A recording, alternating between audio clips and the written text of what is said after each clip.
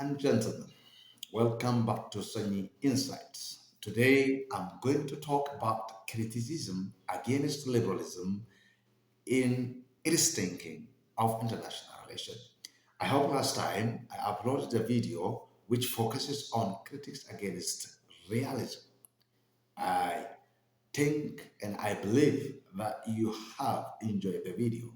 And if you have some comment regarding that video and the other video that were already uploaded to Sunny Insights, you are welcome to forward your comment so as to make me and help me correct any defects that you see regarding what I just upload to this YouTube channel.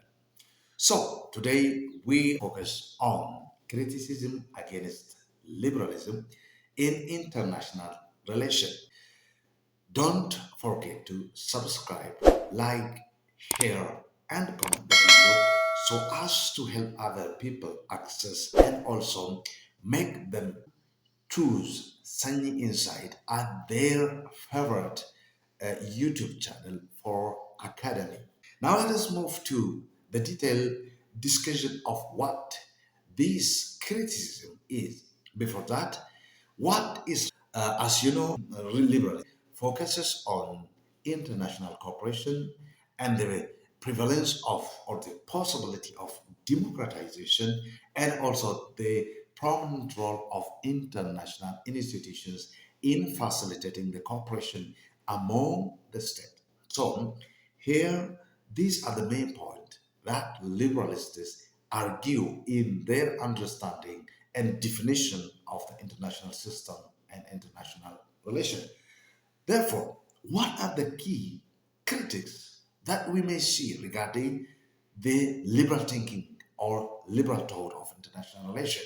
So let us go. The first critics that is forwarded against this liberalism is liberalists focus highly on economic factors.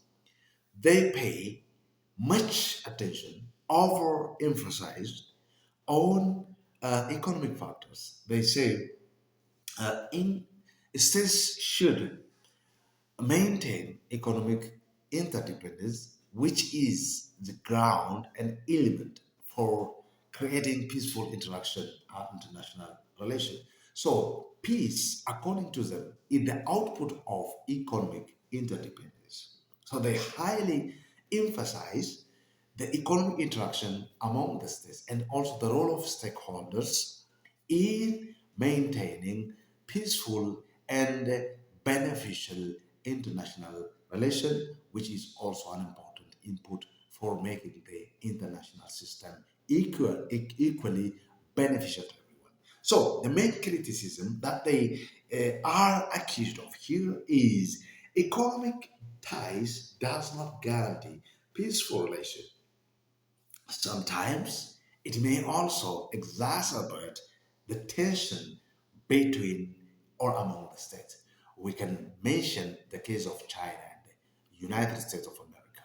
There was trade war that was going on between these two giant countries at international level, and so many things were the point of consideration. For example, economic interdependence not prevent conflict in certain regions. It may sometimes expose states' relation to be frictional. They say economic interdependence is one of the means that we may use to create peaceful relation, but that does not work in every region. The other thing is that liberalists neglect or they downplay the power politics. That means they neglect the power politics and military considerations because even though they are advocating that democracies do not go to war with each other, even though they say democracies are trying to make the world a better place to live together, it's still those who are advocating this kind of thinking are building military capacity. This is one of the defects. So, power dynamics does not only work on soft power aspect. There is also the need and possibility of building military capacity, which is also an important element in the global political as well as environmental issues. So, the criticism that we may forward here is there is incomplete understanding in regions where power dynamics play a significant role. For example, power struggle in geopolitical context is not adequately addressed. We can mention the issue of Horn of Africa, and also we can mention the issue of other Middle East countries because countries are competing to maintain their geopolitical presence. They are building military bases. They are doing everything they can to maintain their national interests. So they are not in a position to understand these power dynamics with respect to geopolitical rivalry, just like the Horn of Africa and other countries. So they neglect these power dynamics. The third one is unrealistic assumption about states' motivation. That means they say states are primarily pushed by the interest or they are pushed by the factor of pursuing cooperation and peace. So states need peace, but sometimes we see states using non-peaceful means to maintain their national interest.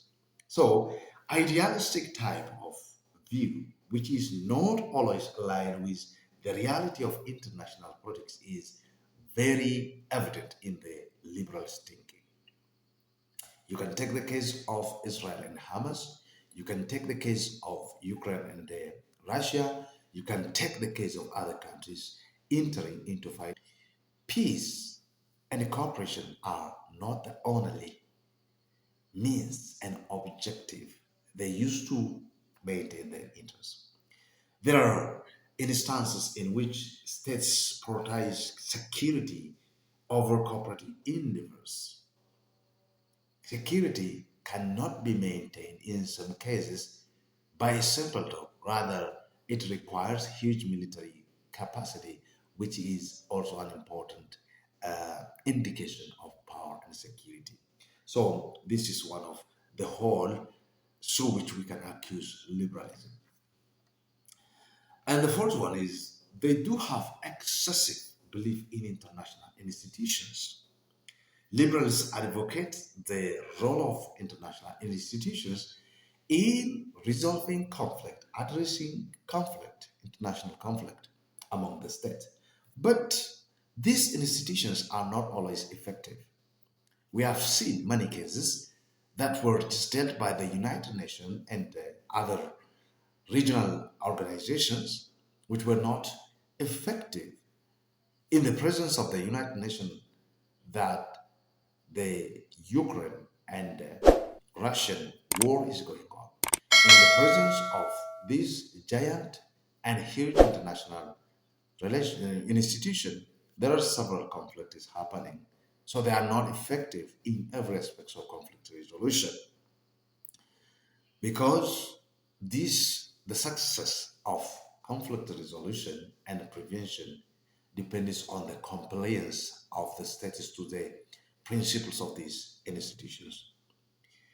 So there are instances, there are occasions in which international institutions are failed to resolve conflict among the states. For example, the case of Egypt, Sudan, and Ethiopia. You can also take another cases that are prominent in this aspect. The fifth one is cultural and historical blind spots. Liberalism may not adequately consider cultural and historical factors in the international politics and international relations because they take the principle of one size fits all approach which is not suitable for all societies. Democracy promotion without considering cultural issues and cultural differences is something inappropriate and also not effective. As far as cultural differences are inevitable among nations, there should be different way of expanding liberal policies. So one size fits all approach does not fit to the cultural aspect and tradition of so many countries. This is also one of the point of accusation. The sixth criticism point is they or liberalism fail to address global inequality. Liberalism focuses on economic cooperation, which by itself is exacerbating the global inequality. In the era of liberalism, the world is categorized into haves and have-nots. Basically, this is the critics that came from um, Marxism, which says capitalist society is class society, which is uh, basically governed by oppressive class, which is a bourgeoisie. So here, in the name of cooperation, international cooperation, international economic cooperation, there is huge inequality that is going on. So criticism that we may raise here is there is insufficient attention to disparities between developed and developing nations in terms of economic cooperation. So this economic cooperation does not address the widening economic gap between developed and developing countries. The seventh criticism is limited role of military power. They just say democracies do not go to war, so there is no need of just taking military action. But there are instances and occasions in which military power is very important. They downplay or they just neglect the issue of military power, although the world is building huge military organizations and the states are just investing much of their GDP on military, they are neglecting or they have a limited view of military power.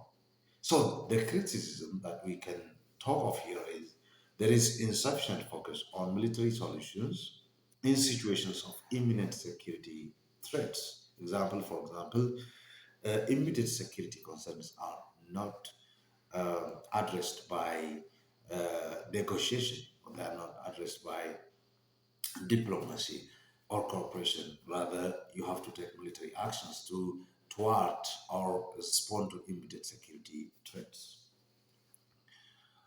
Uh, the eighth element is they are not able to address authoritarianism because they want to um, make the world a peaceful place and also everyone live in peace and every state equally benefited from this international system. But still, they are not able to provide a strategy to change authoritarian governments or regions. So, democracy promotion may lead to oversimplified approach in complex geopolitical contexts where these authoritarian governments are prevalent.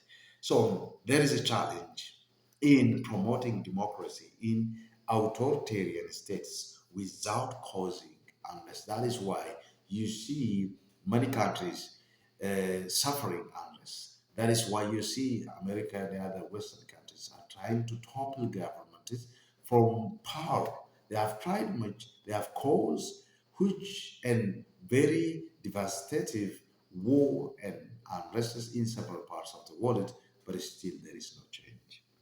Generally, today we have seen 8 points of criticism against liberalism in terms of its thinking and its approach. These 8 are not only, you can also find another point of criticism against liberalism. If you have question regarding any other points and today's lesson, you can put your question in the comment section so that I can either do video or just write sort of text to you. You can also write questions through my Telegram channel, which says Send Me Insight Official, and then I can respond to your question. Don't forget to subscribe, like, and share this video. Until the next video, have a nice time. God bless you.